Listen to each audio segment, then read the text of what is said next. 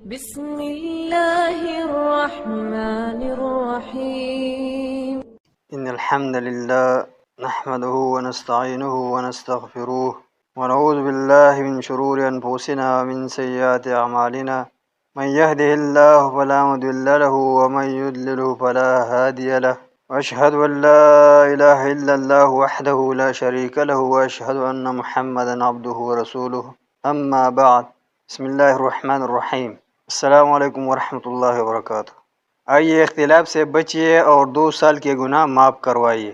غیر سعودی عرب ملکوں میں رہنے والے سعودی عرب میں جس دن عرفات ہو اس دن روزہ رکھے یا اپنے ملک کے حساب سے 9 تاریخ کا روزہ رکھے؟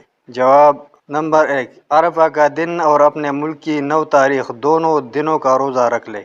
اس حدیث کو سامنے رکھتے ہوئے جو کہ نیچے ہے، رسول اللہ صلی اللہ علیہ وسلم 1 تاریخ سے 9 ذی الحجہ کے روزے رکھتے تھے، یعنی 9 روزے رکھتے تھے، آپ کم از کم 3 رکھ لیں۔ حفصہ رضی اللہ عنہا فرماتی ہے کہ 4 چیزوں کو رسول اللہ صلی اللہ علیہ وسلم نے نہیں چھوڑا: عاشورہ کا روزہ اور یہ 9 دن ذو الحجہ اور ہر مہینہ کے 3 روزے اور فجر کی 2 رکعت سنتیں۔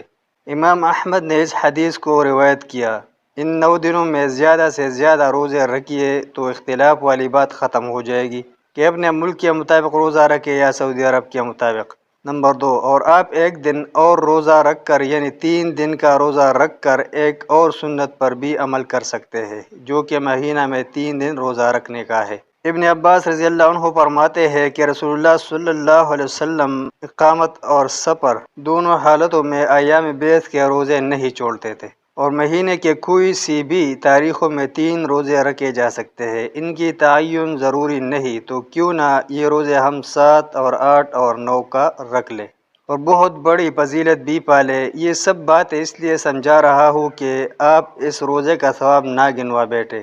نمبر 3، اگر آپ عرفہ کے دن اپنی ڈیوٹی کی وجہ سے روزہ نہیں رکھ سکتے تو 1 دن کے لیے چھٹی کر لیں تاکہ آپ روزہ رکھ سکیں اور اللہ تعالیٰ سے 2 سال کے گناہ معاف کرنے کی امید رکھ سکیں۔